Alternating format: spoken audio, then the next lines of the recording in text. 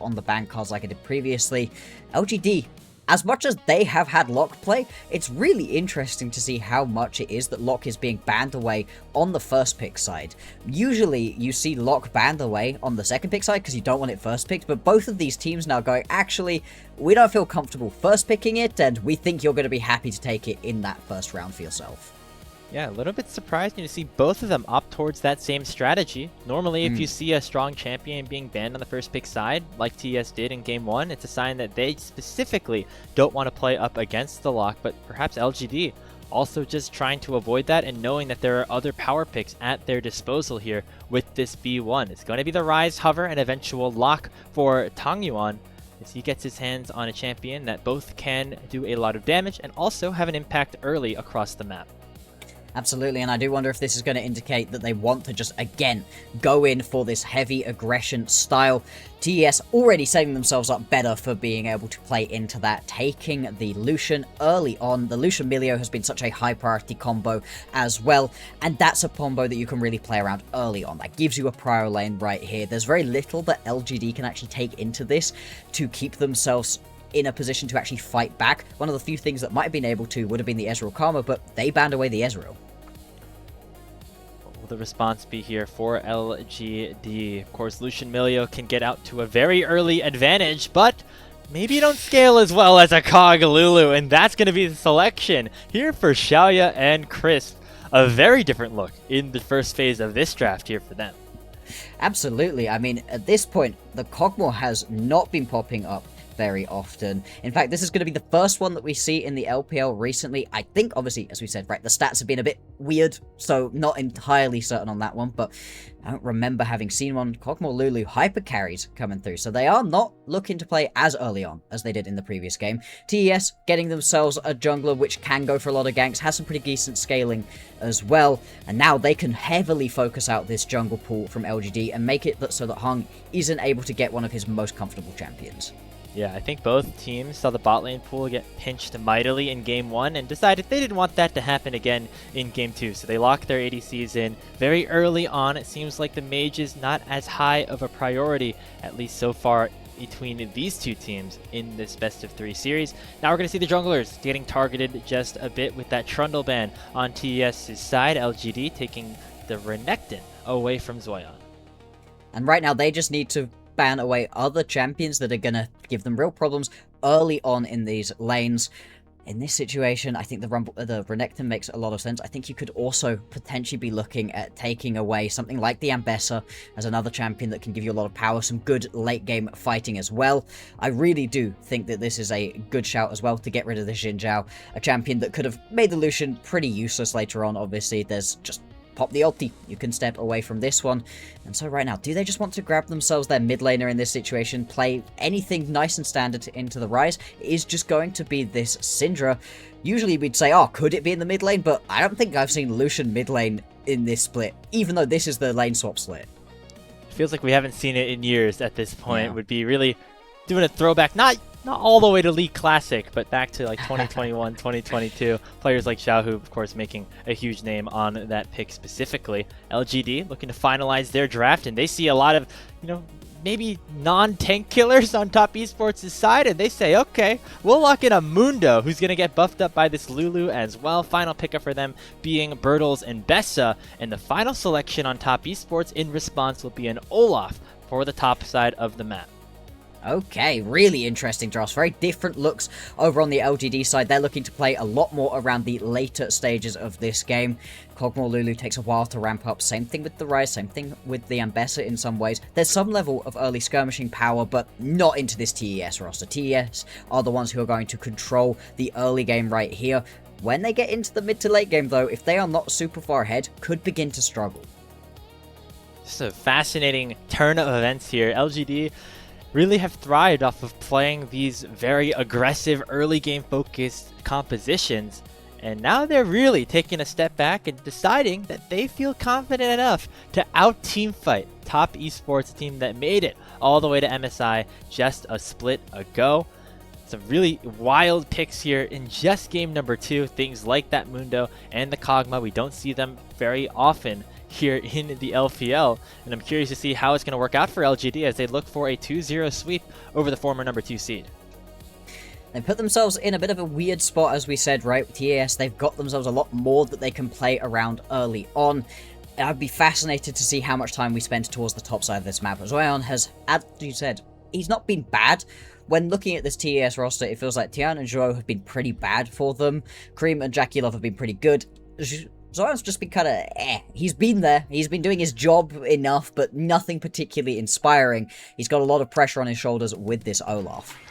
The counter pick for Zuian, another opportunity for him to turn things around as we are on to the Rift for game number 2 here in Shanghai between LGD and Top Esports.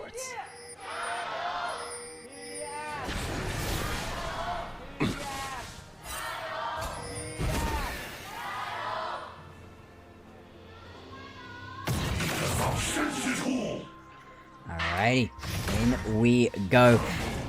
Interesting start coming through right here. Early on, Tian just going to look to steal away onto these chickens, fully on vision. I mean, 100% spotted out, so you should be able to head straight on into the opposition jungle and try to steal away some ganks as well as Heng, although actually deciding against it. He's instead looking to potentially catch this Skarner, thinking that this Skarner may head straight down towards his Krugs. Maybe you can try to fight him on this one, or even take this away. Yeah, the problem is Heng doesn't have a fight. Tian does. Should be an easy takeaway. Now the chase down potentially commencing, but Tian should be able to get out decently well. Oh, wow. Flash followed by both junglers, and Tangyuan here first on the play. Rune Prison connects, and LGD able to capitalize. It's the Rise picking up first blood.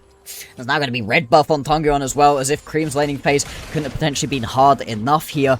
And now Heng going to be able to steal away some camps of his own, realizing that he had the slightly better push going on in the mid lane, and more than that, just a slightly stronger early skirmish on his champion, taking away this blue buff. Now, I don't know how much he can keep pushing right here. He does have push in the bot lane, so he doesn't have to worry too much about potentially getting roamed onto, but not going to feel comfortable enough to stick it out. Instead, heading back to his own jungle.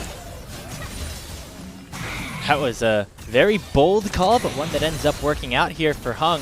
On Mundo, you get a decent amount of early game skirmishing power. Your E gives you a ton of HP or an AD, so I mean, that was a lot more than perhaps Tian even bargained for himself.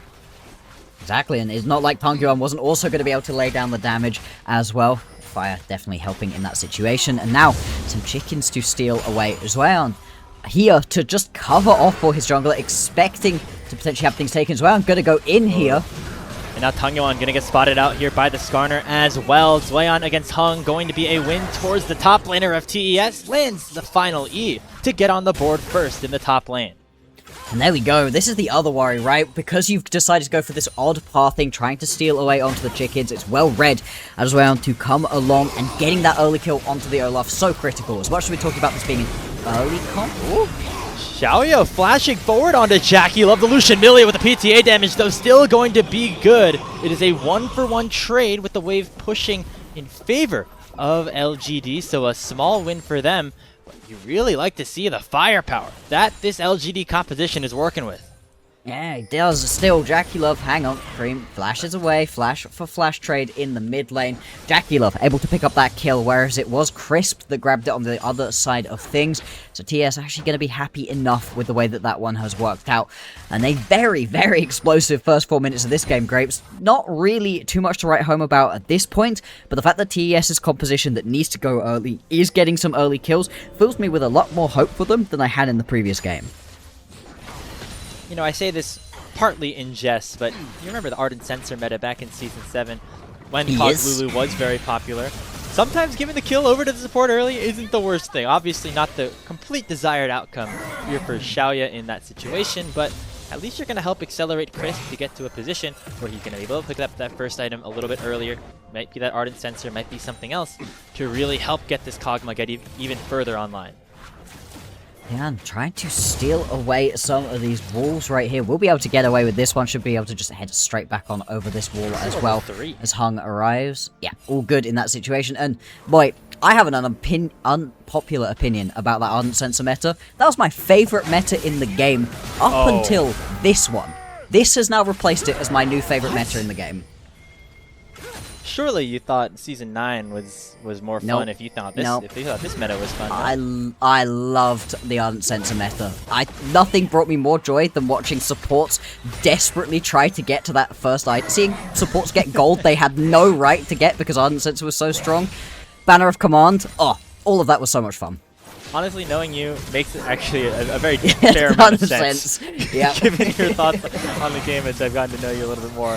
Seeing some play down towards the bottom side. Heng looking aggressively onto Zhuo, who now has to burn the flash. Going to be joined now is Tian on the top esports side. He's a very tanky Skarner at this point in the game. JackeyLove flashes forward, going to be able to pick up the kill with the final auto attack. And Shaoye and Chris both at sub 200 HP. That boulder going to slow down the Kog'Maw.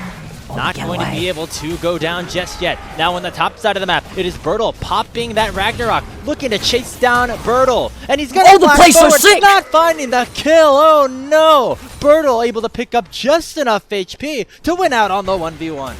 Burdol, that was such a sexy play right there. Knew his limits perfectly. One more auto attack comes through from Zuian. It would have been a kill going back over, but just using the shielding that Ambessa gets beautifully, playing right on the edge. And still, it's 1-for-1 across the entirety of the map. The fact that this early look, Olaf though, with an early kill, isn't able to grab that one, that's really not good for the TES's hopes. Yeah, Zuian just a little bit too aggressive here. He thought that he had enough damage once that Ragnarok was popped, especially after Burdol missed the R. But he ends up taking a couple of extra tower shots that prove deadly. The flash out, beautiful, right here. Oh, he out of the turret! He hits the tower. Oh, I thought he played it absolutely right. It was going to be a 1-for-1. I really thought he played that perfectly, but no, the crystals breaking off, hits the tower. Oh, Zuian, that's just bad. Never mind. Taking it away from Burdol, that's just bad right here from the top laner of TES. Hey, you know, at the very least, Burdol secured a 1-for-1, ended up being a 1-for-0, as we now see a Ghost popped in the mid lane. Tangyuan looking aggressive onto Creme. A little bit more damage, and just a pure solo kill. Oh, top esports falling apart at the seams. They're going to be able to pick up a dragon, but that is not what Creme was looking for. No, the fact that it's just going to be a one Chemtech Drake as well, not really going to be the most impactful overall. We'll see if the Drake stacking can come on through for TES at least. But things just looking bad for them. And this is not what we were expecting, right? As much as we were saying that Tian's been playing too slow and hasn't really had the aggression or the real just comfort on the current meta, the solo lanes have been looking good for them. They've been able to play through their ADC. Right now, JackeyLove 2-1, he's in a strong spot, although going to take a bit of damage back off of that play. Polymorph obviously really strong at the moment as well. But TES, they just do not have that level of individual power at the moment that you expect from this squad. And thinking back to that play once again, crucial mistake, and I feel like Zuian is a player that has gotten 90% of the way there, not all the way towards that win just yet, as we see a Realm Warp pound though to the bottom lane. JackeyLove gets eviscerated, and Zhuo is the next target. It's a double kill going the way of the Dr. Mundo, as Heng gets right back into the driver's seat of this game. And one of the problems I've been looking at with this LGD composition is the lack of non-committal engage for them. They don't have any stuns to put down from range, really. Any real good ways to just start up their team fights without flinging themselves at their opponents. And so flinging yourselves at the opponents must be the strategy. Right there, LGD recognizing that beautifully. And I really like Crisp using that ulti. Oh, Burdol just going to miss out onto his ulti to get that engage off, use it as the knock-up for Heng, and the whole team fight works from there. Couple more kills going over, and LGD continuing to have control over this series. Now the fight around the grubs here. Tian able to secure, I believe, that first one. It's been a weird series to watch and try to make assessments on, right? Because on one end, you're excited about LGD and the high level that they're able to show against some of these top teams. Again, very, very close against BLG. Now looking in a good position to potentially win a series against top. But on the other hand, it's a lot of top esports just not looking like the team that we saw from out of them earlier on in the season, with Tian joining the team back in Split 2. Yeah, it just isn't. These guys just do not seem to have that level of togetherness that we're really expecting. The macro isn't there, and now the micro beginning to fall off in a couple of places as well. just a bit of a weird look, and problems can compound themselves on teams, right? All of a sudden, you start losing out onto a couple of games, a couple of series, and a bit of discord within the camp. Obviously not saying that that's what's happening to TES yet, but picking up a win versus LGD here would go a long way to preventing anything like that, for getting them back in that winning mindset. I don't know if it's just like an early record thing. I know Bloxer, you and I are both NFL fans, so you could tell a lot based off of the first few games of a schedule. A 1-4 record looks so much worse than a 2-3 record. I feel like we could both agree there. Just being that much closer to 500 early in the season, it's got to be a good extra barometer for LGD as well. Absolutely. Being close to 500 at least feels like, hey, we are building from here. We're starting from scratch later on in the split with a little bit more experience under our belts, whereas, yeah, falling behind 1-4, even if you've got a lot promising in the squad, you're looking for a playoff spot right here. You're looking to get something really exciting going for an LGD squad that, hasn't had that many expectations going in, but have had rising expectations since getting here into Group Ascent. Yeah, something we always talk about. Entering this season, we have our 3 Nirvana teams that entered play here off of Knight's Rivals.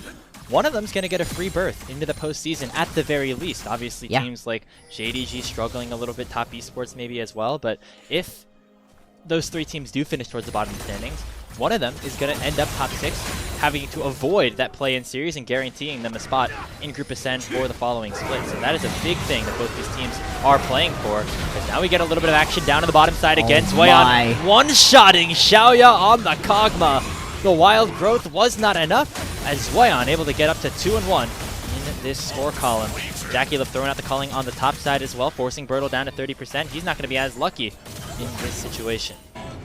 No, and I mean, you could see it on the player cam right there. Shaoye just frustrated. I mean, what do you do? And the answer is absolutely nothing. Ardent Sensor going to come through from Crisp. First item is completed onto Shaoye as well.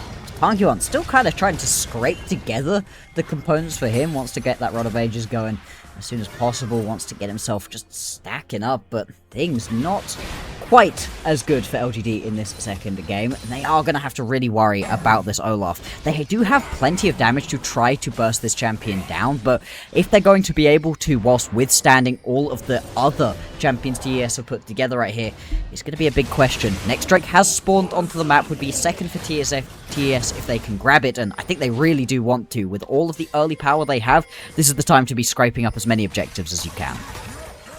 You already see Tian getting to that Dragon Pit first. He starts it up, and with Heng on the opposite side of the map, should be easy pickings for Top Esports to go up to that 2-0 Dragon lead. Unless LGD want to do something about it. Realm Warp is available for Tangyuan if he wants to send the Mundo straight into the Dragon Pit, already at 3,000 HP. JackeyLove and Tian ticking down, should be able to be that final smite to secure the Drake in for TES. Looks like LGD just got there a little bit too late. Burdol also beginning to walk down, actually just going to ulti his way back in. We'll be able to clear out this wave at least. Could go for the full fight. Nah, that's... Gives that first full combo onto Zuian. Has to be careful about doing the rest. Gonna flash forward, force that Ragnarok. Oh, the Q2 misses. Will it end up mattering? The shield gonna buy some time. And now Zuian is healing up. Is autoing him to death. Oh, it's the Olaf going on to a killing spree. Getting revenge over Burdol on the top side. Uh-oh, LGD. Just some bad decision-making from them right there. As you highlighted, Tangyuan had the Realm Warp available. Should have walked up towards Heng, popped down the ulti, brought them both over if they were looking to fight. And if they weren't looking to fight, Burdol should have been there to have kept his tower safe enough. Instead, going for a fight, like you said, missing the Q number 2, and just everything going wrong from there. That's going to be a full tower into the back pocket of this Olaf, and he's now up by 2,000 gold. Imagine if he had 4 kills instead of 3, right? At this point. It's kind of been the thing with Zuian. You see some mistakes from him, but he still is such a talented mechanical player. Absolutely. I mean, anybody's going to pick up a solo kill up in the top lane. You put your cards on him. We'll see if he's going to be able to keep it going. He's got a lot of pressure on his shoulders in this game. He's not the only carry, of course, right? You've still got Creme and JackeyLove on picks that can make things happen for themselves, but the Olaf is really going to be the main linchpin. If it's doing well, if it's getting into the backline and just running this Kog'Maw down, then this whole composition from LGD falls apart. Very much a composition that needs to snowball. Another Ragnarok is available this time for Zuian. They're going to try to dive Burdol underneath this tier 1 turret, but now he has a little bit of help. Heng has arrived, but Tian has as well. Going to be ultimates popped here by Tian. The Impale is able to find 2. And the healing! The healing coming through for Heng, at least getting 1 kill back, but the overload on top Esports still works successfully. Zuian goes up to 5 and 2 with a double kill as TES find a gold lead in another tower. Indeed they do. They are just mauling through the towers at the moment, Zuian, doing so much to them, of course, with that Ravenous and now onto the tier 2 as well. At least you get a bit of plating back in the mid lane and 1 kill through just the insane levels of healing out of the Mundo. But I mean, you don't even out-heal your opponents in this situation, as we'll have a look back at this one, and Burdol should not have stepped onto this tower. The second that he gets hit by the Scatter of the Week, he has put himself in a terrible position, and Heng even having to flash to try to get ahead of the charge. They both get impaled, they both end up going down here. It's just a real mess of a fight. Just barely that final tower shot finishing off Heng, but still not the best situation here for LGD. They're going to try to make something back here on the top side by starting up the Rift Herald. But top esports very much are aware that this is happening, and Zuian has a teleport to join the fight if he so desires. Currently a 4v4, soon to be a 5v5, as a teleport does come in for the Olaf. Herald at 2000 HP. Smite going to be a 50-50. It's secured by Heng and LGD. Now the Realm Warp to try to get them out, and it will be Tangyuan able to escort both himself and the Mundo to safety. Chris flashes away from the Skarner, should be able to survive, as LGD able to get away for the moment, but now they may be greeting around taking this Gromp. Heng forced to back on out, and it will just be that neutral objective going their way. Bit of highway robbery actually to pick that one up. Burdol as well. Big chunk of damage on the back end of that fight. I mean, with the unleashed power, they always have to be careful. They are going to pay for it with this tower. So, Herald for tower, not usually the trade you really want to be making, and the map is getting increasingly restricted here from LGD with all of these towers going over, and this just massive Olaf to be dealing with at all times. 3,000 gold now the advantage for Zuian. He's just been getting it further and further ahead. So LGD need to look for probably a late game team fight composition. Thankfully, that is exactly what they have in form of Shaoye on the Kog'Maw, getting that Ginsu's Rage Blade first. Shaoye has been a player that has been unafraid to play some of these weirder champions down in the bottom lane. In fact, we have a graphic that just showcases both bot laners and their comfort level on some of these unorthodox picks. The Kog'Maw certainly being one of them here for Shaoye, although he is getting targeted by the culling of JackeyLove.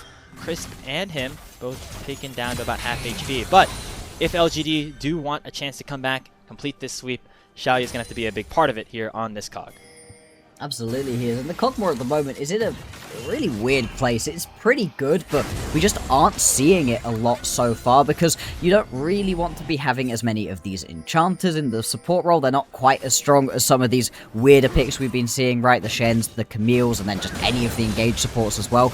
But also, with the compositions playing as early as you want across the board, it takes a long time for your Kog'Maw to get online. He's got himself the Rage Blade already, but it's still pretty far behind JackeyLove as well, and it means we are super far before the point at which LGD's composition really comes online, and TES are taking advantage of that right now. Soul Point picked up for them right here, and that is just going to put the pressure on LGD to be in a fighting position in 5 minutes time. Another added note here for Shaoye. It goes with a Glutinous Greaves, which is the spell vamp item, obviously. But on those boots, you need like 10 takedowns, I think, to get those fully stacked up. That doesn't often happen in a game of League of Legends, especially one that LGD are trying to scale. Oh, it's only 6? Oh, okay. Yeah, it's 6. So it's still not there yet. Yeah, it's still a while away, considering that, yeah, you've only grabbed yourself 3 at this point. I don't know how many he had before he got those boots coming on in as well. Not So a ton. he's a while away from really stacking those up, so he does kind of need to get a shifty on with it, but also it's the peak power that you're going to get.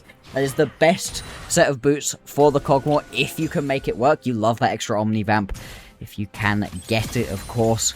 Like I said, though, just stacking, scaling, waiting. That's going to be the Flicker Blades now completed for Shaoye. Still a while away from being fully online. Rod of Ages now 6 stacks for Tangyuan, so we've still got a little while until everything's coming on through.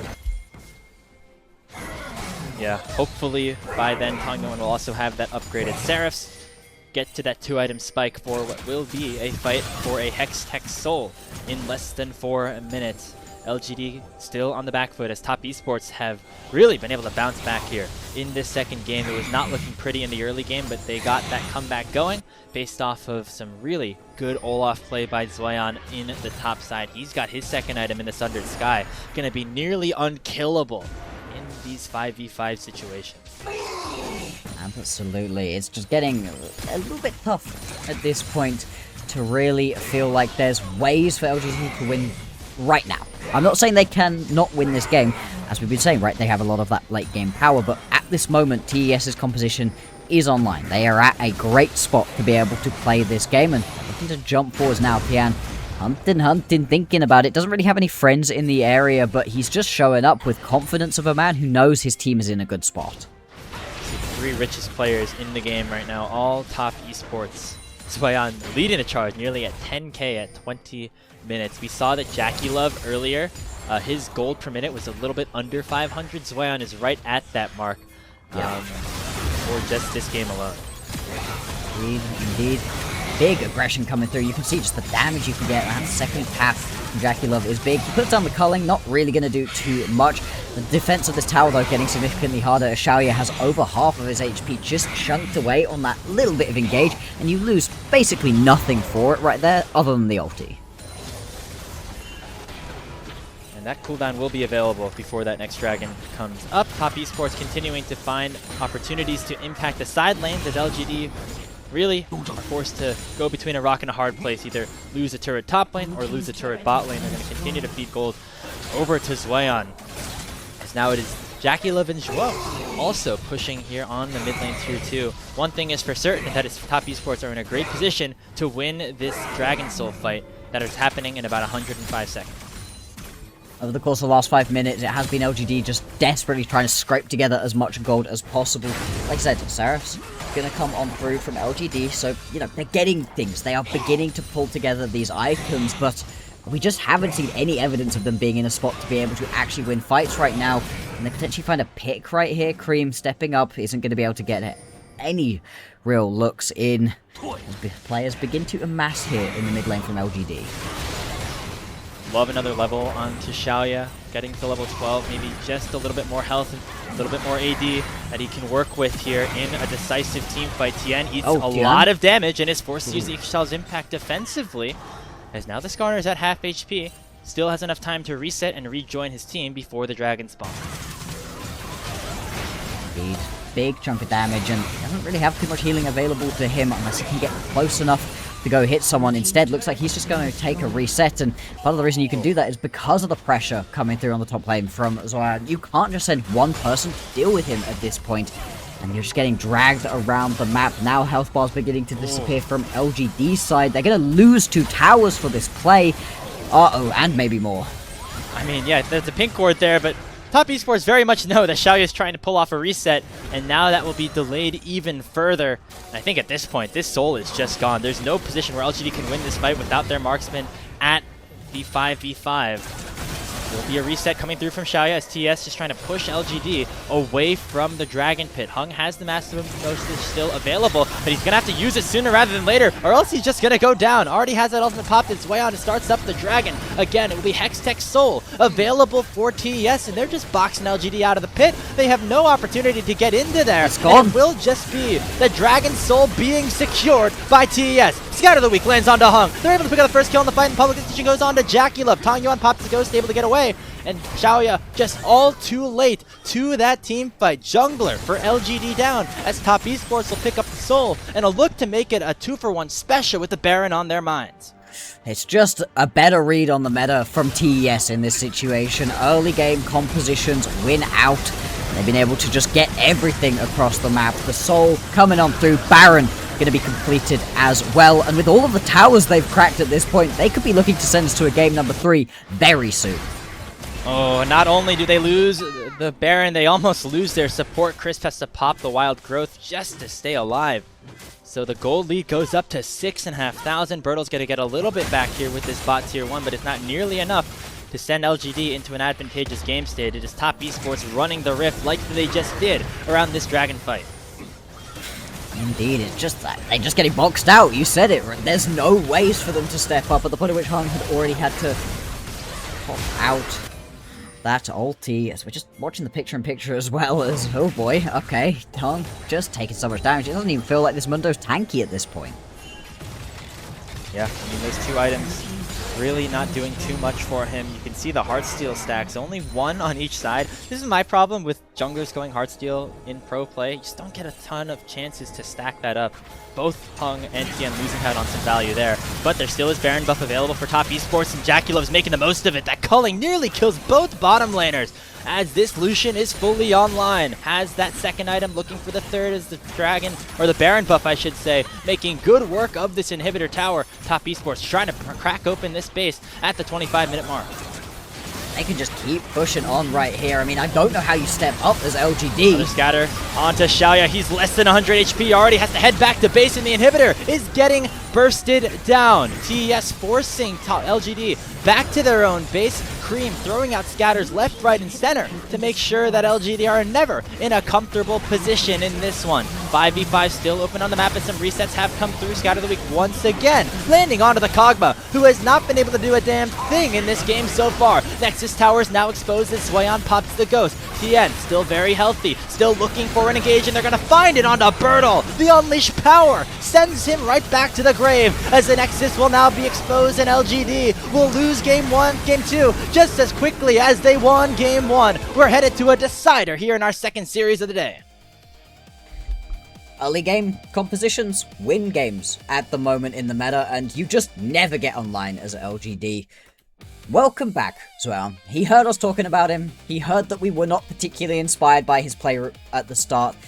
If he hadn't have auto-attacked that tower and gotten himself killed, rather than getting at least the 1-for-1 in the top lane, we'd be talking about this being a pretty much perfect game from him on the Olaf. As it stands, he was still everything to this. I'd be happy with him getting the overall game MVP, because his just constant side lane pressure, mauling of towers, is the reason that this game ends so quickly. I feel like that's a trait that is hard to come by, especially with young players. The ability to reset that mental. Sure, in game 1, you got camped a ton. You were unable to read exactly where the enemy team was at all times. Game 2, you fail that dive under the tower, and Zuian's able to completely shut that all out and go to work here in this game. Just absolutely carrying in some of those later team fights on the Olaf. And again, just really high level of maturity from a player like that who was struggling for the last few games that he's played here in the LPL. Indeed, and the fact that things beginning to pull back around. Now, it still wasn't the most inspiring of games out of Tian. He was totally fine on the Skarner, but totally fine is, I think, what we needed. He had been actively detrimental to his squad previously. If he's able to have another good game, if he plays well in game number 3, that's going to be really nice to see as well. But overall, just a pretty competent win from top esports. Zuian carrying the team through, but Creme was a sniper as well with her scatters. JackeyLove doing his thing, putting the pressure on. From LGD, I don't know why they stepped away from the early game compositions. I don't know why they felt forced into having to play a very late game scaling comp, because, yeah, I was just going to say, that we've got to have some ugly looking damage numbers here, and yeah, I'm surprised Shaoye did as much as he was able to, but Tangyuan and Heng, there's just nothing here for them, really. There was nowhere to play. It seemed like a little bit of an overcook, both in the draft and also how the early game functioned on LGD's side. Remember, you saw Heng go for that early count, or Tian going for that early invade, Heng immediately running down to the bot lane to counter it. It results in LGD getting first blood, but in the ensuing clears that happen after that, Tian still able to get further and further ahead. Not able to take advantage of that lead was Heng on the Dr. Mundo, because he was on a champion that doesn't have that early game prowess like we have seen from him in previous games. Things like the Lee Sin, even the Nefiri, have a little bit more dueling power, especially early. The first 3 levels are great for Mundo. After that, you hit a little bit of a power trough, and I feel like we saw that here in this game. I like the kill here, but then you just have to go and just keep trying to clear away your jungle camps. So it's just, like you said, overcooking, over-aggressive, and this is really where Zuian started putting his impact onto the map, because he recognizes, hey, I need to go help out my jungle, because if you do steal away those chickens, maybe if you're also able to then take away that red buff, that does genuinely put you in a really bad spot as Tian. and that stops this also of the it sucks, because this is the one moment that's really a blemish on what was otherwise a great game from the TES top laner. I've been there. You know, I feel like I relate with Zuian more and more as like a low elo top player watching some of these plays.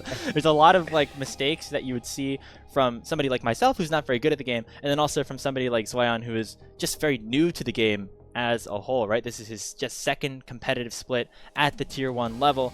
Or actually third, I should say, as he had a little bit of time, I believe, with EDG back in the day. But yeah, still not necessarily the highest level of precision at times, but you know that the hands are there, and that's something that I can't say about myself, you know. So already off to a good start in his career. He's looking great in his career, and if he can begin to turn around, if this is maybe them beginning to figure things out, that would be great out of TES. I still worry going into this next game, though, that LGD may well be able to pick this one up. If they're able to come in with a better, more early game focused composition, and a bit more of a concise game plan for themselves, LGD was still finding some fight back in this game early on. As we said, it just began to slip away from them because there's an Olaf you can't deal with that's taking every tower on the map. It's very hard to play around that, but with a better early game composition, I still think LGD are in a good spot.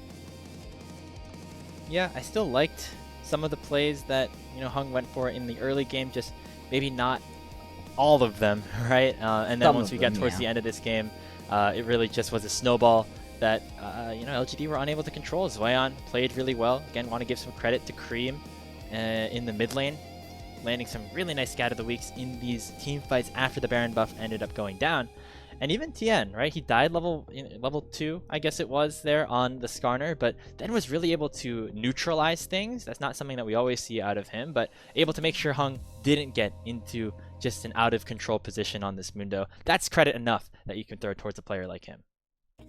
Would agree with that one. I think it's overall feeling like a better look out of TS, but they've shown us good looks.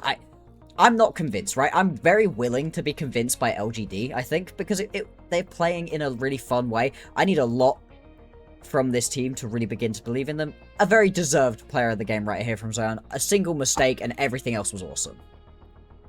Yeah, could have been 6-2 or 6-1 if just that one auto attack didn't end up going through. But the fact that he was able to make some mistakes and rebounded from it nicely, all the more impressive for a player like him. Game number 3 on the way between LGD and Top Esports. Top Esports looking to finally pick up another win that they could feel confident about, while LGD looking for their first big upset here early on in Split 3. We'll be back for the pick and